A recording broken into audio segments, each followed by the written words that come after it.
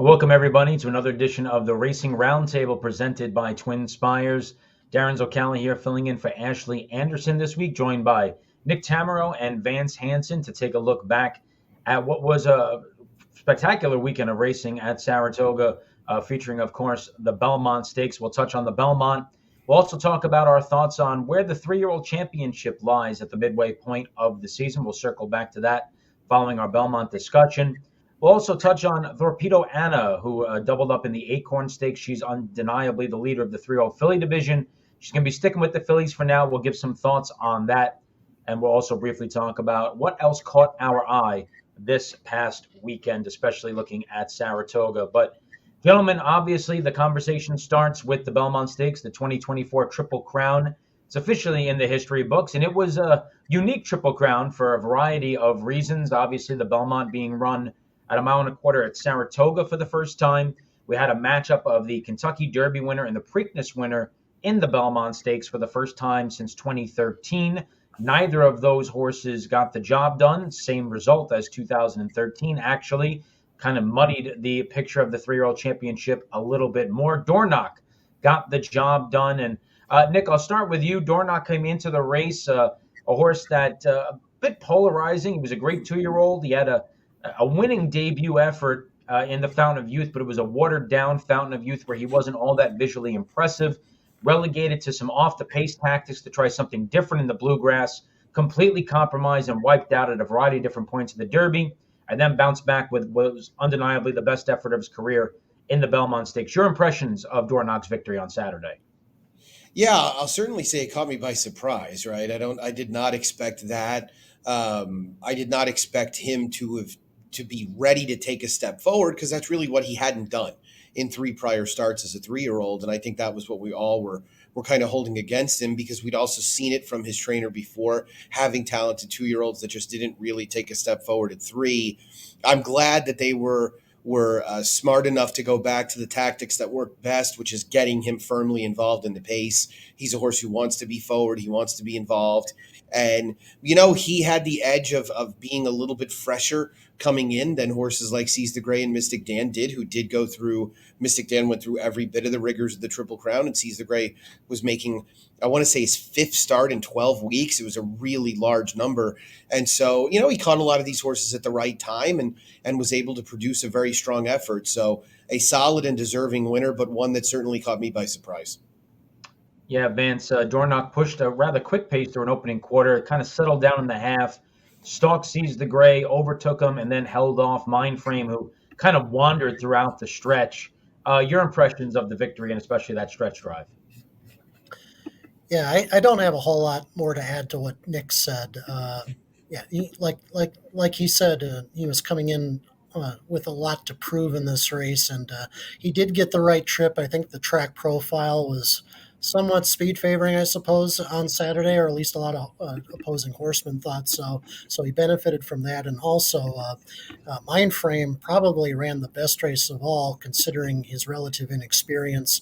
Nick mentioned the fact that he was kind of shying out in the stretch from the urgings of his jockey. If he had maintained a straight course, perhaps he would have won the race, if not gotten a little closer. And then, of course, Sierra Leone had another trip that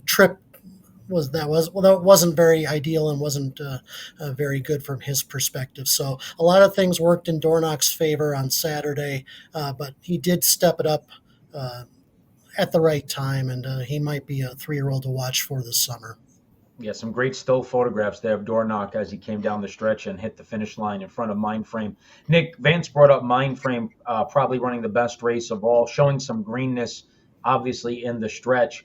Fierceness going into this race was probably by many considered to be still the most talented runner, although somewhat, you never know what you're going to get with him. Mindframe in his 3rd lifetime start stretched out to a mile and a quarter after 2 blowout victories and ran a spectacular race in defeat. How do you think he stacks up against this 3-year-old division after that runner-up try? Quite well, to be perfectly honest. I think he's clearly now in the upper echelon of 3-year-olds. This was a big class test, and it was a distance test as well, with him going 3/16 of a mile farther than he had at any point before. And I thought he passed the test. He didn't win, but sometimes you're allowed to lose. people forget that it's okay to run a winning race in a losing effort. It still happens, and I think we'll touch on a similar topic a little bit later. So, yeah, I would say Mindframe looks like one of the, I don't know, of active horses right now, the top 3, 4, 5 at most, and I would expect him to be a major player for the Travers. I think that his issues down the stretch likely had a lot to do with being tired. Irad flagged him once left-handed and got no big response. He did it again and he really veered out. And generally, that's more for – this is a horse that – I mean, I understand he was making only his third career start, but he had been very professional in 2 prior starts. It's not like he was Sierra Leone or somebody that, that lays all over the field or staggers home like a Bourbon Street regular or something. But, this is a horse that had been much more polished. I think he was tired, right? I think he veered out because he was tired, which he was totally entitled to be. There's no great amount of certainty that 1.25 miles is exactly what he wants. He might end up being most effective at a little bit shorter distance. So he figures to gain the most from this, right? I mean, that's kind of the book on him, is that he rates to really move forward off of this. And so I'm very excited to see where he lands next and if we're going to even see his stablemate Fierceness back at some point. But, if they divide and conquer and Mindframe goes to the Jim Dandy and we see Fierceness in the Haskell, it'll certainly give Mike Rapoli a 1-2 punch that many would envy. No question about that. Vance, Nick touched on Sierra Leone. I'm going to group the third and fourth place finishers together just because of their running styles. 2 horses that obviously are talented, but routinely they are compromised by whether it be pace, whether it be circumstance of trip. Sierra Leone might be the most talented runner of the 3-year-olds. We don't know at this point. But he's starting to look like one of those horses that needs nearly everything to go right in order to win at this level. And we've seen those quite often throughout the years. Is that your impression of him, where he's going to need the absolute picture-perfect setup in order to beat the top flight 3-year-olds in a major Grade 1? Yeah, seemingly. And, of course, he had a terrible start in the Belmont, too, and that set him back a number of lengths. And then the bump at the top of the stretch kind of stalled his momentum just a little bit. But he still had a lot to do in that final quarter mile, even if he hadn't gotten that nudge from the rival. And so, yeah, increasingly it does look like that he's going to need a lot of help up front and during the course of a race to establish himself as the top 3-year-old in this class, and the same with Honor Marie too. This is just kind of a thing that deep closers always have to deal with in races of this stature. The good news for them, Nick, is that on June 11th, as we're recording this live, they all kind of have a blank slate. We've had 8 Grade 1 races in the 3-year-old division. We've had 8 different winners at this point. So it really comes down to, in the Haskell and in the Travers and moving forward into the fall and the Breeders' Cup, who steps up. It's anybody's race, no pun intended at this point. But if you had to place a wager on who would come out as 3-year-old champion, who would you place a wager on? Boy, that's a good one, right? You feel like the highest likelihood is that they're going to probably get a forward move from a horse like Mindframe. But I also am always skeptical of horses that make heavily delayed 3-year-old debuts and then get a lot thrown at them in a relatively short period of time. I still think one of the better talents in the crop is Sierra Leone. He makes his own trouble. He's got a very unattractive running style, which I think Vance was more or less going over when it comes to American dirt racing, just because he's going to need so many things to go his way. I guess I give you a very tepid answer of Mystic Dan. And I mean, I have no great amount of confidence in that. I don't see Sierra Leone taking the step forward. I don't really see Dorno duplicating what we saw on Saturday. And I think Mindframe comes from such a deficit that, he would have to really take a step forward. I also am of the opinion that we're never going to see Fierceness again. So he has not worked since May 24th. I do not think that that's by design. His last workout was not good. And so if we get Fierceness back, I would put him in the conversation as well, because he's a horse with the kind of running style where he can be adaptable anywhere. I have no knowledge of any of this. I am no journalist. I'm just a horse player that gets listened to, hopefully not that often. So I have no knowledge of it. That's just my belief at this point. I don't think you would take what would seemingly be a healthy 3-year-old and work him once and then leave him off for a few weeks before you get him started again. Yeah, Nick Tamaro's views do not reflect those of Todd Pletcher. We'll put that Correct. disclaimer. Nor twinspires for that matter. Vance, I'll present the same question to you, and also being such a fan of international racing, we'll also mention the fact that a potential return of Forever Young for the Breeders' Cup Classic. Now, he can't win 3-year-old championship, I would say, but of all the 3-year-olds, if he shows up in the Classic and campaigns in Japan and continues to look like the Forever Young we know, you would give him as good a chance as any.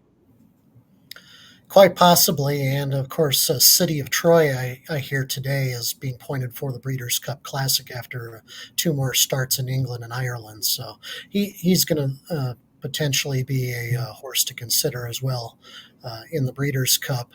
I'm not a few. You presented, Nick, the futures wager hypothetical, and this is a contest I don't think I would be comfortable wagering any money on. Who's going to be a champion 3-year-old at this point? But I will say, being a voter, if the polls close today, I would probably give the slight edge to Sierra Leone just because of his consistency, his 2 pre-Derby victories, ran a virtually winning race in the Derby, and then just had some trouble in the Belmont. So I think he's still probably the slight pro-tem leader at this point, but he's definitely got some work to do and another win or 2 needed, I think, to cement this championship. Well, there's no slight leader in the 3-year-old filly division. That is Thorpedo Anna's race to lose at this point. A spectacular run in the Kentucky Oaks, followed up with another dominant performance in the Acorn Stakes, where she validated that victory, showing it wasn't the sloppy track. It wasn't anything that had to do with anything other than right now she's just the best 3-year-old filly. Been announced that they're going to point her towards the Coaching Club America Oaks in the Alabama throughout the summer at Saratoga. Nick, your thoughts on where she stacks up in terms of this 3-year-old crop, and at some point, would you like to see Thorpedo Anna face this 3-year-old Colton Gelding group? Yeah, she's terrific, right? She's really outstanding. I mean, her record is basically flawless. Her 3-year-old performances have now all been sensational. She followed up a huge Oaks win with an even easier Acorn win. I mean, that still image right there captures it, right? Ears up for the photo, and she had it well in hand by that point. So I think we're actually helped in the long run by the fact that Kenny McPeek has Mystic Dan as well, because if you're going to run her against males, you have myriad opportunities in the fall and later in the year when they've sort of sorted themselves out a little bit more. I'll be honest, though, guys, I don't get the whole runner against males fascination. Like, it just doesn't do anything for me. It doesn't, other than if you're going to embark on a really ambitious campaign like a Rachel Alexandra type, then I don't see the importance of running once against males. Like, so let's say she just demolishes the field in the Coaching Club American Oaks. We see some attrition in the 3-year-old ranks. Mystic Dan, which hopefully he doesn't, has some issue that keeps him from there. And McPeek decides, great, I'm going to run her in the Travers. I mean, that'd be cool. Right? It'd be really fun. It'd be really fun to see. The 1.25 miles would be a new test for her. Doesn't look like it would be an issue, despite her having a pedigree that really doesn't make you think she wants to go beyond, 7/8. But it would be fun. It would be a curiosity. McPeek's been ambitious in the past. We saw this happen with Swiss Skydiver. And looking back on it, it's like, yeah, Swiss Skydiver beat Authentic. That was awesome. And then a month later, she lost the Breeders' Cup Distaff and was pretty much never the same. So, she ran really hard in a really short period of time. So again, without ranting about it, I don't really love the whole fascination with running them against males.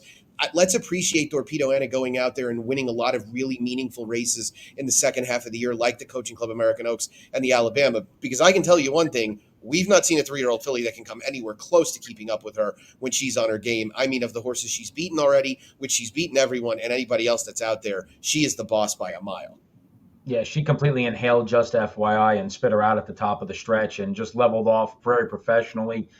Head of the class right now, Vance. I tend to agree with Nick. If you're going to run in the Preakness, the Belmont Stakes gave us great moments with Rachel Alexandra. Of course, the Rags to Riches 07 Belmont was a spectacular moment in racing as well. I don't need to see her win by 5 in the Pennsylvania Derby, though, come September. I agree with Nick's particular viewpoint there. What's your take on it, Vance?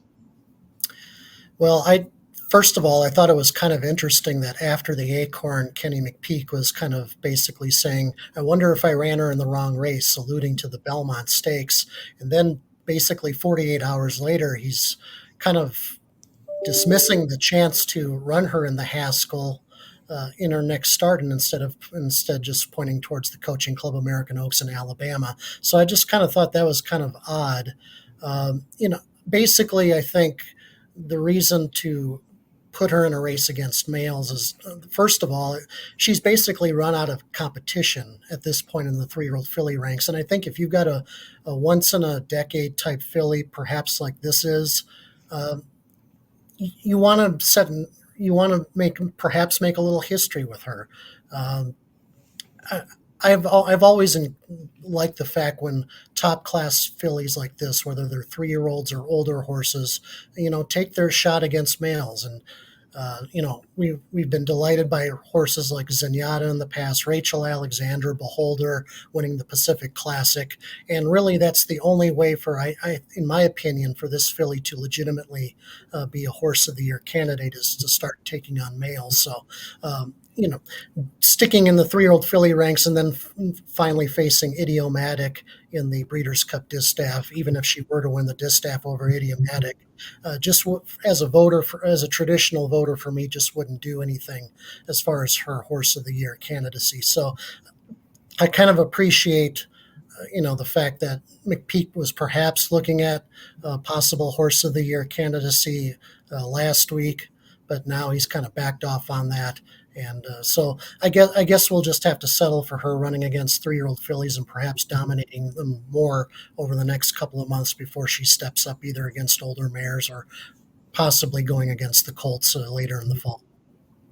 Nick, the Horse of the Year conversation usually often comes down to the older horse division, which I guess taking a big step forward this past weekend was National Treasure with his tremendous victory in the Met Mile. He's now got open road, potentially heading through the Breeders' Cup Classic as the leader of that division. Your take on his performance and his prospects going forward? Yeah, I mean, it was a compact field, obviously a quirky mile layout as well with the Wilson chute in play for these couple of Belmonts to be run at Saratoga, at least a couple. But I thought he was sensational, right? I thought he was very, very good, very polished. Clearly a horse that it's funny. I thought it was really interesting, especially given his connections, that he seemed to toil as much as he did in the middle part of last year when they got him away from what was his preferred running style. And, he was rated a couple of times and it was like, that's not really the horse that we've seen to be competent. He needs the lead. He needs to be engaged. If he's not on it, if he's not making it, he needs to be on it, so to speak, as in stalking. And, when they drew the post and he had the inside post and Hoist the Gold was obviously going to be outside, it was pretty clear that he was either going to go to the lead and have Hoist the Gold hound him and eventually spit him out, or he was going to let Hoist the Gold go in front of him and then set up outside. I love how decisive Flavian Pratt was out of the gate, and I thought it was a tour de force. This is a very, very solid horse. And right now, the leader in the clubhouse, both for Horse of the Year and Best Older Male. I think the 1.25 miles is really the biggest question. Ultimately, does he want to go that far? I know he's a Preakness winner at 1 mile and 3/16. That was a long time ago, and that was Blazing Sevens that he was holding off down the stretch. So it's a bit of a different animal when we're talking about some talented 3-year-olds and some older horses like First Mission and a couple that we'll see in the Foster in a few weeks that will really give us a line on it. But right now, to me, it's National Treasure and everybody else, at least in that miler type portion of the Classic division. Vance, I know a performance that caught your eye was from Cogburn, who had a spectacular effort and is without question the leader of the turf sprint division. He exploded through the stretch, was a dominant winner. When you win turf sprints by as much as he won by, that's something you don't normally see, because those races you see blanket finishes, you see horses closing through fast fractions that are chewing up ground late to narrow the margin. That is an effort that I don't really know if some people appreciate just how unbelievably dominant he was. Yeah, and the most remarkable thing, I think, is when we all looked at the teletimer after the race. I didn't think I thought it was virtually impossible to run 5.5 furlongs in under 1 minute, but he was the first one in American racing history basically to do so. And I don't know what kind of a run-up they have in 5.5 furlong turf sprints at Saratoga, but regardless, I mean, Cogburn has turned himself into possibly a once-in-a-decade, once-in-a-generation type sprint talent. And Steve Asmussen, of course, has had a Midas touch with sprinters in the past, mostly on the main track, but now he's got one of the fastest animals, sprint type animals in the world.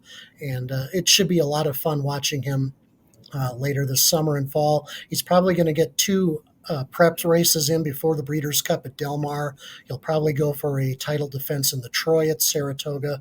And then they're going to run him again in the Kentucky Downs Turf Sprint. Now, that's the only turf sprint that he's lost in his career. He lost by less than a length last year in that race, but it possibly might not be the kind of course that suits him the best. So I kind of question whether that might be the right move or not, but got to give him, given the fact that it is a $2 million race and there just aren't that many $2 million turf races in which he's going to be competitive in this country. So you can't fault them for trying it again in September. But Cogburn is just an unbelievable talent at what he does.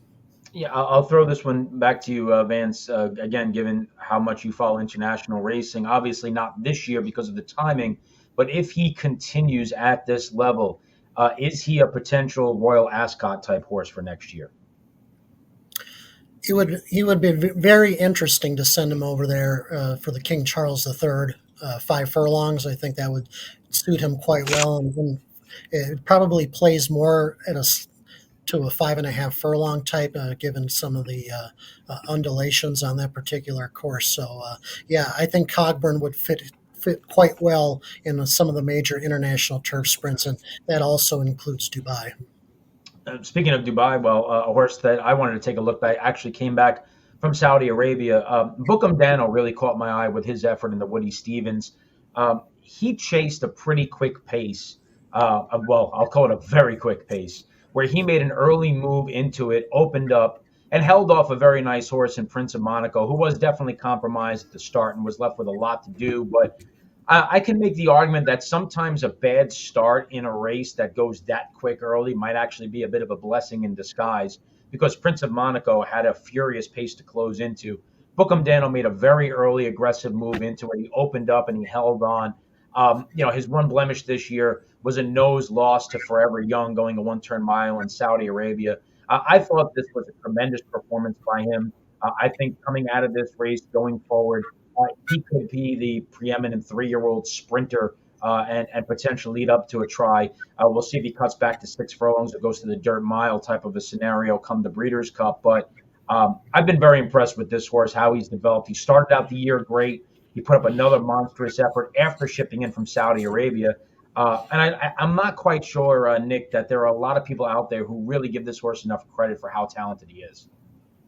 No, I totally agree. I mean, he's been remarkably consistent as well. And, there was, I think the important thing to remember about this race, and you mentioned it, in the first portion of what you said, is that, this was an insane pace. I've never seen them come remotely close to going as fast as they did.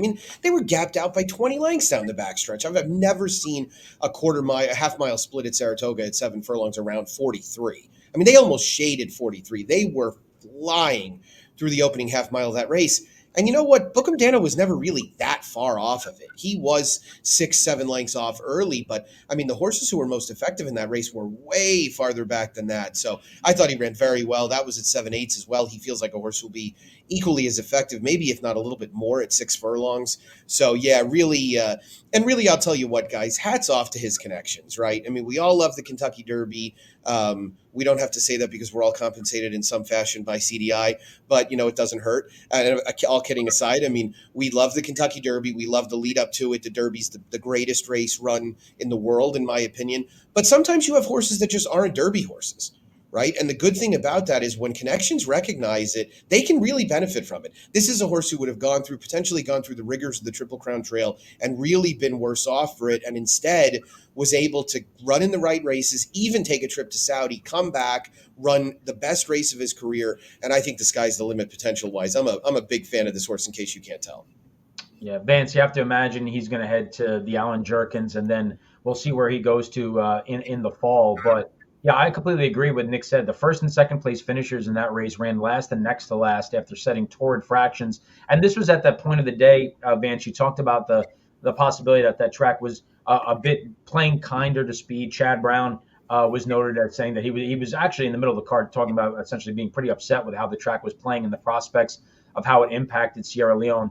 Definitely helped him with randomized, but definitely might have hurt him with Sierra Leone. But it was at the point of the day where it seemed like that was the hype, the talk of the track, and then you had two jockeys who tried to grab that speed bias by the throat and might have done a little bit of overkill there.